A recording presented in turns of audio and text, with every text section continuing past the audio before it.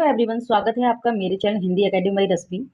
और आज मैं यूजीसी नेट जो नेक्स्ट परीक्षा हुई थी जून 2024 में, उसका थर्ड पार्ट लेके आई हूँ। पार्ट फर्स्ट और सेकंड में करा चुकी हूँ और कुछ क्वेश्चन रह गए थे। 70 से स्टार्ट करूँगी मैं, 70 क्वेश्चन से, और उससे आगे के क्वेश्चन में पार्ट 1 और 2 में करा चुकी हूँ। एवरीवन, आप पूछ रहे थे मुझसे कि मैं किस बुक से ये क्वेश्चन कराती हूँ, तो मैं शॉर्ट वीडियो में मैं डाल चुकी हूँ मैं किस बुक से क्वेश्चन कराती हूँ। और मेरे पास नेट की काफ़ी बुक्स हैं हिंदी की, तो उन्हीं में से मैं क्वेश्चन कराती हूँ। क्वेश्चन नंबर 71 देखते हैं। क्वेश्चन नंबर 71, काव्य में रहस्यवाद निबंध के लेखक कौन है? तो कौन है काव्य में रहस्यवाद के लेखक? कौन है? आचार्य रामचंद्र शुक्ल। इसका राइट आंसर डी। इसकी व्याख्या देखते हैं। काव्य में रहस्यवाद निबंध के लेखक आचार्य रामचंद्र शुक्ल है। मूलतः यह निबंध 1929 में प्रकाशित हुआ। बाद में इसे चिंतामणि भाग 2 1945 में संकलित किया गया। इस निबंध पुस्तक के वक्तव्य शीर्षक के अंतर्गत शुक्ल जी लिखते हैं, यह निबंध केवल इस उद्देश्य से लिखा गया कि रहस्यवाद या छायावाद की कविता के संबंध में भ्रांतिवश या जानबूझकर जो अनेक प्रकार की बेसिर पैर की बातों का प्रचार किया जाता है वह बंद हो। ठीक है। क्वेश्चन नंबर 72 देखते हैं। क्वेश्चन नंबर 72 देखते हैं। 72, छायावाद के संबंध में इनमें से कौन से कथन आचार्य रामचंद्र शुक्ल के हैं? कौन से कथन है? ए, छायावाद की शाखा के भीतर धीरे धीरे काव्य शैली का बहुत अच्छा विकास हुआ, इसमें संदेह नहीं। बी, छायावाद के लिए मिस्टिसिज्म शब्द के आते ही रहस्यवाद शब्द की बुनियाद पर छायावाद जहाँ तक आध्यात्मिक प्रेम लेकर चला वहां तक रहस्यवाद के ही अंतर्गत रहता रहा। डी, छायावाद व्यक्तिवाद की कविता है जिसका आरंभ व्यक्ति के महत्व को स्वीकार करने और करवाने से हुआ। ई, छायावाद के पहले नए मार्मिक विषयों की ओर हिंदी कविता प्रवर्तित होती आ रही थी। तो नीचे दिए गए विकल्पों में सही उत्तर का चयन कीजिए। तो इसमें राइट आंसर क्या है? ए, पहला ए क्या है? छायावाद की शाखा के भीतर धीरे धीरे काव्य शैली का बहुत अच्छा विकास हुआ, इसमें संदेह नहीं। Right answer. सी, छायावाद जहां आध्यात्मिक प्रेम लेकर चला वहां तक तो रहस्यवाद के ही अंतर्गत रहा। और ई, छायावाद के पहले नए मार्मिक विषयों की ओर हिंदी कविता प्रवृत्त होती आ रही थी। व्याख्या देख लीजिए इसकी एक बार। व्याख्या देख लीजिए एक बार। छायावाद के संबंध में शुक्ल जी के कथन इस प्रकार है। छायावाद की शाखा के भीतर धीरे धीरे काव्य शैली का बहुत अच्छा विकास हुआ, इसमें संदेह नहीं। छायावाद जहां तक आध्यात्मिक प्रेम लेकर चला वहां तक तो रहस्यवाद के ही अंतर्गत रहा। छायावाद के पहले नए मार्मिक विषयों की ओर हिंदी कविता प्रवृत्त होती आ रही थी। छायावाद के संदर्भ में शुक्ल जी के कथन और दे रखे हैं इसमें। छायावाद जिस आकांक्षा का परिणाम था उसका लक्ष्य केवल अभिव्यंजना की रोचक प्रणाली का विकास था जो धीरे धीरे अपने स्वतंत्र ढर्रे पर थी। मैथिली गुप्त श्री मुकुट। क्वेश्चन नंबर 73, अमृतसर में अनजान लड़की से क्या तेरी कुड़माई हो गई? ये सवाल पूछते वक्त तब लहना सिंह की आयु थी क्या थी? सी, 12 वर्ष। व्याख्या देखते हैं इसकी एक बार।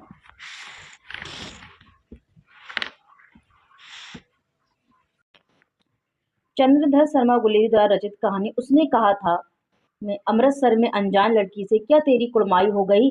यह सवाल पूछते वक्त लहंगा सिंह की आयु 12 वर्ष थी। यह कहानी प्रथम विश्व युद्ध की पृष्ठभूमि पर लिखी गई फ्लैशबैक शैली में है। एक बार उसने कहा था, प्रकाशन वर्ष 1915। पात्र कौन है? लहंगा सिंह, सूबेदार हजारा सिंह, वजीरा सिंह, कीरत सिंह, डाक बाबू और पोहलू राम। और कौन है? लहंगा सिंह 77 सिख राइफल्स का जमादार था। और कुड़माई का अर्थ मंगनी। कुड़माई का क्या अर्थ है? मंगनी। क्वेश्चन नंबर 74 देखते हैं एक बार। 74, सूची फर्स्ट के साथ सूची सेकंड का मिलान कीजिए। सूची फर्स्ट में क्या है? संवाद या गीत की पंक्तियां दे रखी हैं और सूची सेकंड में वक्ता या पात्र दे रखे हैं। ठीक है। ए, चना हाकिम सब जो खाते सब पर दूना टिकट लगाते। ठीक है। बी, कोकिल वायस एक सम पंडित मूरख एक इंद्रायण दांडिम विषय जाना नेकु विवेक। सी, प्रकट संभ अंतर छलधारी, सोई राज सभा बल भारी। डी लाख टका कै बाला जोबन, गाहक डी लाख टका कै बाला जोबन, गाहक सब ललचाए। तो इसमें नीचे दिए गए विकल्पों का सही उत्तर का चयन कीजिए। तो इसमें राइट आंसर देखते हैं, चना हाकिम सब जो खाते, सब पर दूना टिकट लगाते। तो ये किसका, ये है घासीराम का।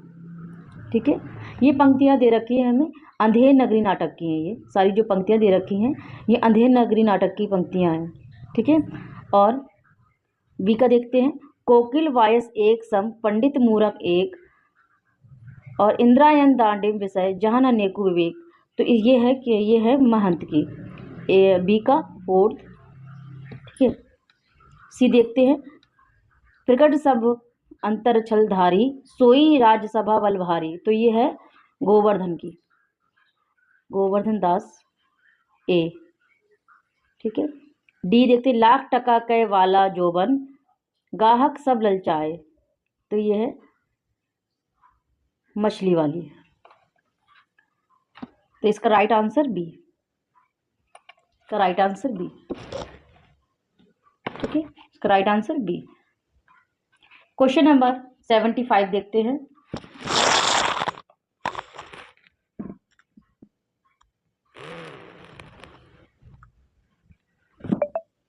इतिहास तिमिरनाशक पुस्तक के लेखक कौन है? कौन से? इतिहास तिमिरनाशक। तो कौन है? बालकृष्ण भट्ट, बद्री नारायण चौधरी प्रेमघन, राजस्व प्रसाद मिश्र मंद। तो इसमें राइट आंसर तो दे ही रखा है ना, सी। व्याख्या देख लेते इसकी। इतिहास तिमिरनाशक पुस्तक के लेखक राजा शिव प्रसाद सितारे हिंद हैं। इस पुस्तक का प्रकाशन 1864 में हुआ। अन्य महत्वपूर्ण तथ्य देख लीजिए एक बार, राजा शिव प्रसाद सितारे हिंद की रचनाएं तथा अन्य तथ्य और कथ्य दे रखे, देख लीजिए एक बार। ठीक है, क्वेश्चन नंबर 76, हरिऔध जी द्वारा लिखित भूमिका के अनुसार हरिऔध जी प्रिय प्रवास, क्या प्रिय प्रवास का नाम पहले क्या रखना चाहते थे? क्या है, मैं रिपीट करती हूँ फिर से क्वेश्चन। हरिऔध जी द्वारा लिखित भूमिका, क्या है, भूमिका के अनुसार हरिऔध जी प्रिय प्रवास का नाम पहले क्या रखना चाहते थे? क्या रखना चाहते थे? तो गोपी वियोग, ए गोपी वियोग, बी गोकुल क्लेश, सी राधा कृष्ण लीला लीली, या डी ब्रजांगना विलाप। तो इसका राइट आंसर डी है, ब्रजांगना विलाप। व्याख्या देख लेते हैं एक बार, लेते इसकी एक बार। हरिऔध जी द्वारा लिखित भूमिका के अनुसार हरिऔध जी प्रिय प्रवास का नाम पहले ब्रजांगना विलाप रखना चाहते थे। भूमिका से, मैंने पहले इस ग्रंथ का नाम ब्रजांगना विलाप रखा था, किंतु कई कारणों से मुझे यह नाम बदलना पड़ा, जो इस ग्रंथ के समग्र पढ़ जाने पर आप लोग स्वयं अवगत होंगे। और अन्य महत्वपूर्ण तथ्य दे रखे, वीडियो को रोक के एक बार आप लोग पढ़ लीजिए। ठीक है, वैसे ये वीडियो काफ़ी बड़ी हो जाती है, इसीलिए मैं 3 पार्ट में मुझे लेके आना पड़ा ये। ठीक है, क्वेश्चन नंबर 77, सूची फर्स्ट के साथ सूची सेकंड का मिलान कीजिए। सूची फर्स्ट में चरित्र और सूची सेकंड में भाई बहन। ठीक है, कनक, तारा, उर्मिला, रतन, उषा, दम्भो, कंचन, प्रवीण। नीचे दिए गए विकल्प में सही उत्तर का चयन कीजिए। तो इसमें राइट आंसर ए, क्या है, कनक किसमें है, ये कंचन, कंचन, और बी तारा, उषा तारा, और उर्मिला प्रवीण, और रतन दम्भो।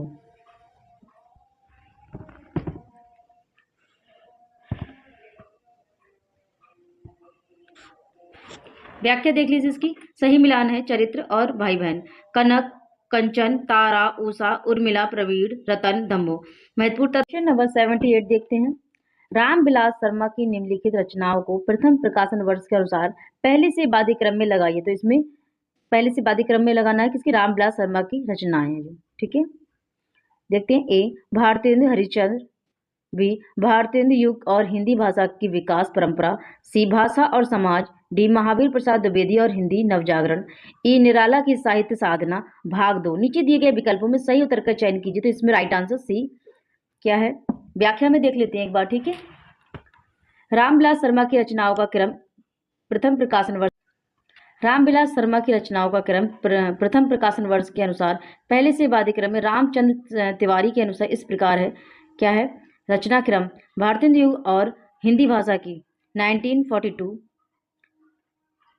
और विकास परंपरा मूल पुस्तक से, ठीक है। भारतीय हरिश्चंद्र 1953, भाषा और समाज 1961, निराला की साहित्य साधना भाग 2 1972, महावीर प्रसाद द्विवेदी और हिंदी नवजागरण 1977।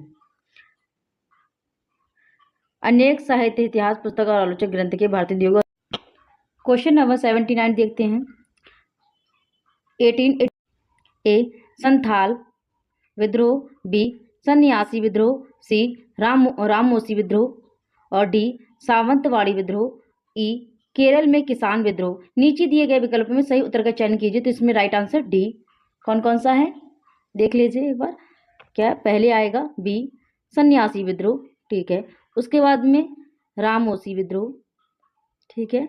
उसके बाद में डी सावंतवाड़ी विद्रोह 3 और उसके बाद में संथाल विद्रोह और लास्ट में केरल में किसान विद्रोह। केरल में किसान विद्रोह। व्याख्या देख लेते हैं इसकी एक बार।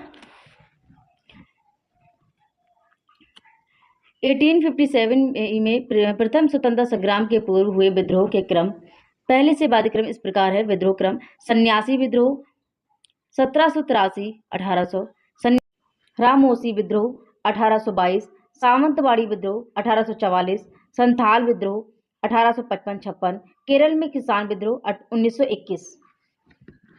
क्वेश्चन नंबर है, हस्तलिखित पद में कौन सा समास है? किसमें?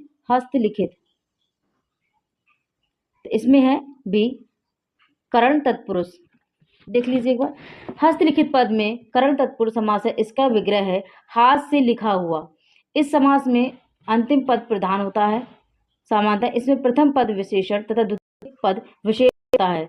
इस समास में दोनों पदों शब्दों के बीच आने वाले कारक चिन्हों परासर्गों का लोप होता है, किंतु समास का विग्रह करते समय उसे जोड़ दिया जाता है। रोगग्रस्त तथा ईश्वर दत्त भी करण तत्पुरुष समास के उदाहरण हैं। क्वेश्चन नंबर 81 देखते हैं एक बार। 81 निम्न में से किस आलोचना पुस्तकों के लेखक मुक्तिबोध हैं? कौन है? मुक्तिबोध हैं। ए नई कविता का आत्मसंघर्ष तथा अन्य निबंध, बी लघु मानव के बहाने हिंदी कविता का पर एक बहस, सी इतिहास और परंपरा, डी नए साहित्य का सौंदर्य शास्त्र, ई कामायनी एक पुनर्विचार। नीचे दिए गए विकल्पों में सही उत्तर का चयन कीजिए। ठीक है, तो इसमें राइट आंसर सी है।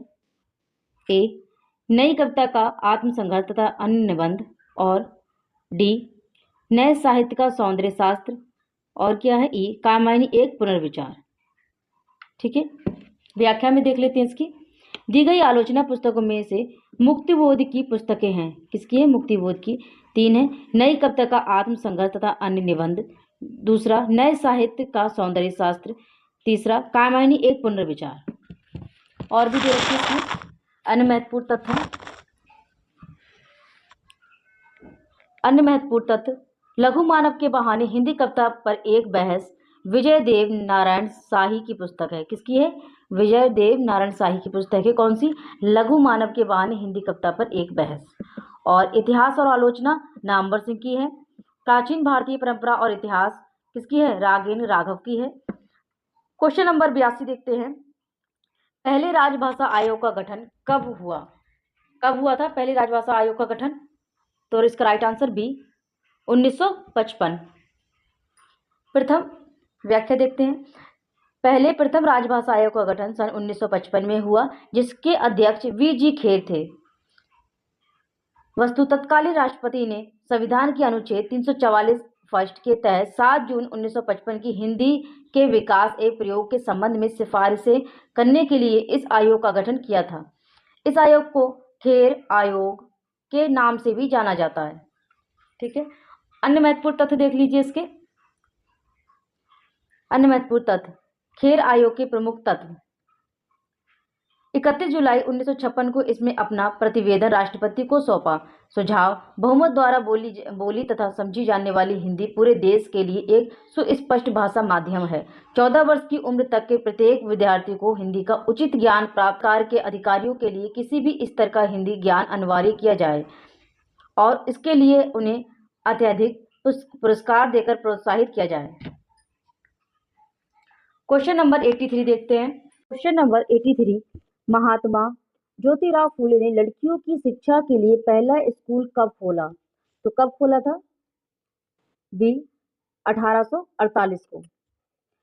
व्याख्या देते हैं। महात्मा ज्योतिराव फूले का जन्म 1827 में बॉम्बे प्रेसिडेंसी महाराष्ट्र में हुआ था। इन्होंने अपनी पत्नी सावित्रीबाई, क्या नाम था पत्नी का? सावित्रीबाई के साथ 1848 में, कब? 1848 में लड़कियों के लिए एक स्कूल पुणे में खोला। कहाँ खोला था?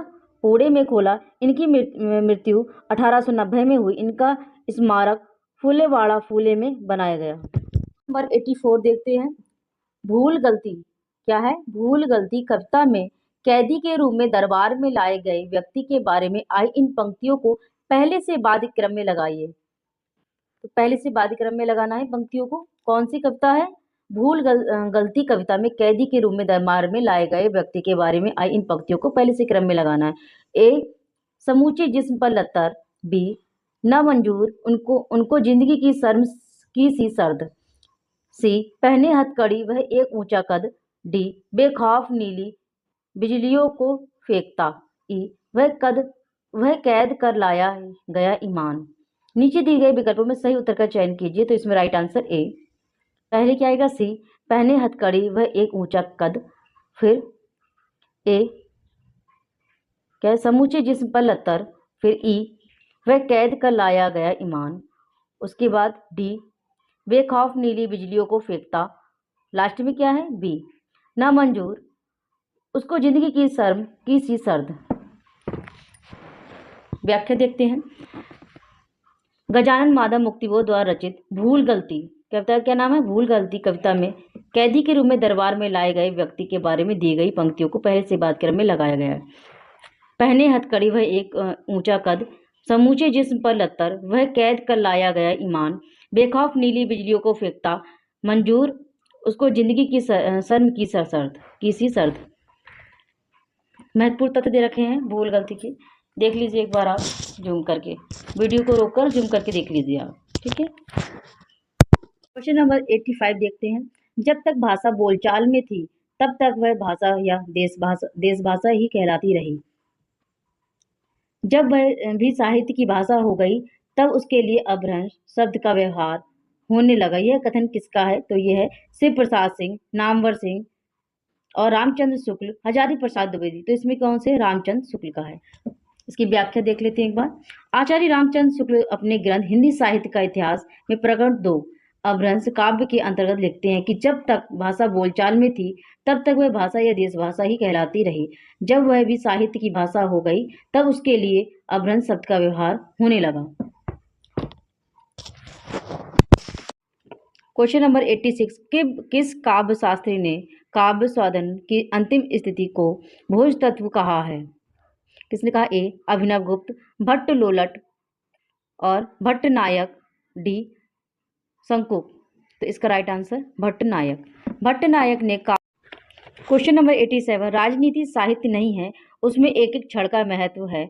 कभी एक क्षण के लिए भी चूक हो जाए तो बहुत बड़ा अनिष्ट हो जाता है। यह संवाद किस नाटक और किस चरित्र का है? तो नाटक और चरित्र का सही युग्म का चयन कीजिए। तो इसमें कौन सा है? ए, आषाढ़ का एक दिन। बी, चंद्रगुप्त राक्षस। सी, स्कंदगुप्त बंधु वर्मा और डी, महाभोज दा साहब। तो इसका राइट होगा ए, आषाढ़ का एक दिन प्रियंगु। व्याख्या देखते हैं इसकी एक बार। राजनीति साहित्य नहीं है, उसमें एक एक क्षण का महत्व है। कभी एक क्षण के लिए भी चूक जाए तो बहुत बड़ा अनिष्ट हो सकता है। यह संवाद मोहन राकेश द्वारा रचित आषाढ़ का एक दिन नाटक के पात्र प्रियंगु का है। और महत्वपूर्ण तथ्य है इसके, अन्य महत्वपूर्ण तथ्य। आषाढ़ का एक दिन नाटक कब का है? 1958 में प्रकाशित हुआ। इस नाटक में कुल कितने अंक हैं? 3 अंक हैं। कौन कौन है इसमें पात्र? अंबिका, मल्लिका, कालिदास, दंतुल, अनुनासिक और क्या है अनुस्वार, क्या है रागनी, संगिनी और विलोम इत्यादि इसके पात्र हैं। नंबर 88, इनमें से कौन 13वीं सदी में प्रमुख काव्य शास्त्री के रूप में प्रसिद्ध हुए? तो कौन हुए थे? जगन्नाथ, कुंतक, मम्मट, जयदेव। तो इसमें राइट आंसर कौन सा है? जयदेव। जयदेव, ठीक है। मम्मट, भट्ट, महिम भट्ट और छेवेन तथा भोजराज 11वीं शताब्दी के काव्य शास्त्री हैं। कुंतक तथा अभिनव गुप्त 10वीं और 11वीं शताब्दी के हैं और जगन्नाथ 17वीं शताब्दी काव्य शास्त्री हैं। जयदेव और भानुदत्त, जयदेव किसके? ये 13वीं शताब्दी के काव्य शास्त्री हैं। ये दे रखा है इसमें काव्य शास्त्रियों के कालक्रम। भामह 6ठी शताब्दी, दंडी 7वीं शताब्दी, वामन 8वीं शताब्दी और आनंदवर्धन और शंकु, रुद्रट तथा उद्रभट्ट 9वीं शताब्दी, भट्ट नायक 10वीं शताब्दी। क्वेश्चन नंबर 89, अकाल और उसके बाद, क्या है? अकाल और उसके बाद कविता में आए जीवों वस्तुओं को कविता में आने के अनुसार पहले से बादी क्रम में लगाई। तो इसमें पहले से बादी क्रम में लगाना है। कविता कौन सी? अकाल और उसके बाद। किसकी है ये? नागार्जुन की है ये, ठीक है। तो इसमें क्रम लगा लेते हैं हम एक बार। राइट आंसर इसका बी है। आप लोग देख ही चुके हैं, इसका राइट आंसर बी है। अकाल और उसके बाद प्रगति, व्याख्या देख लेते हैं। अकाल और उसके बाद प्रगतिवादी कवि नागार्जुन की बहुचर्चित कविता है। इस कविता में आए जीवों वस्तुओं का कविता में आने के क्रम में इस प्रकार क्रम है। क्या पहले क्या है? चक्की, चक्की दे रखी है डी, चक्की रही उदास, कई दिनों तक कानी कुतिया सोई उसके पास। तो क्या है? कुतिया ए पे है। कई दिनों तक लगी भीत पर छिपकलियों की गश्त, छिपकली किस पे है? ई पे है, ये देखिए, ठीक है। कई दिनों तक चूहों की भी हालत रही सख्त, तो चूहे किस पे हैं? सी, ठीक है। कौवे ने खुलजाई पंखे कई दिनों के बाद, तो कौवे कहाँ हैं? कौवे बी पर हैं, तो राइट आंसर बी। और देखते हैं महत्वपूर्ण तथ्य दे रखे हैं। अन्य महत्वपूर्ण तथ्य, अकाल और उसके बाद चक्की उदास, कुतिया सोई, छिपकलियों की गश्त, चूहों की हालत सख्त, धुआं उठा आंगन से, चमक उठी आंखें। क्वेश्चन नंबर 90 देखते हैं। नंबर 90 देखते हैं। बंगाल क्लब की साहित्य गोष्ठी के लिए शरत चंद्र चट्टोपाध्याय ने कौन सी रचना लिखी थी? कौन सी रचना लिखी थी? पंडित जी, नारी का इतिहास, काशीनाथ और परिणीता। तो इनका राइट आंसर नारी का इतिहास। विष्णु प्रभाकर द्वारा रचित बांग्ला साहित्यकार शरत चंद्र के जीवन पर आधारित रचना है आवारा मसीहा। में बंगाल क्लब की साहित्य गोष्ठी के लिए शरत चंद्र चट्टोपाध्याय ने नारी का इतिहास पुस्तक लिखी थी। नारी की का इतिहास। निम्नलिखित अवतरण को ध्यानपूर्वक पढ़िए और संबंधित प्रश्नों के उत्तर दीजिए। तो इसमें 91 से 95 तक क्वेश्चन भी दे रखे हैं। ये अवतरण दे रखा है, तो आप वीडियो को रोककर ये आप पढ़ लीजिए, ठीक है। कोई और क्वेश्चन मैं अभी दिखा देती हूँ आपको, ठीक है। वीडियो को रोककर आप पढ़ लीजिए एक बार, ठीक है, क्योंकि ऑलरेडी वीडियो बहुत बड़ी हो जाती है, तो मैंने 3 भागों में ये डाली है, वरना मैं इसे एक बार में ही डालती, क्योंकि मैं इसकी व्याख्या कराती हूँ तो वीडियो बहुत लंबी हो जाती है। और अब इसका क्वेश्चन नंबर 1 है, ठीक है। इसका राइट आंसर ए है, शिवाजी, ठीक है। क्वेश्चन नंबर 2 है, इसका राइट आंसर हिंदी प्रदेश, ठीक है। क्वेश्चन नंबर 93, इसका राइट आंसर बी है, 1857 के स्वाधीनता संग्राम से। क्वेश्चन नंबर 94, क्या है? 94, क्वेश्चन नंबर 94 देख लीजिए, इसका राइट आंसर बी है, तक्षशिला। क्वेश्चन नंबर 95, इसमें क्या है राइट आंसर? डी, बहुजातीय। अवतरण दे रखा है, नीचे दिए गए अवतरण को ध्यानपूर्वक पढ़िए और संबंधित प्रश्नों के उत्तर दीजिए। तो इसमें 96 से 100 तक क्वेश्चन दे रखे हैं, ठीक है। या आप वीडियो को रोककर आप पढ़ लीजिए एक बार, ठीक है।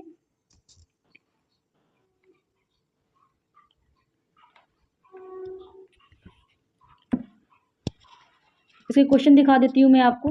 पहला क्वेश्चन है ना, मतलब पहला 96 है ये, इसमें इसका आंसर है ए, ठीक है। और 97 का आंसर डी दे रखा है। ठीक है, आप वीडियो को रोककर प्लीज़ पढ़ लीजिए इसे। 98 का बी और 99 का डी और 100 का ए।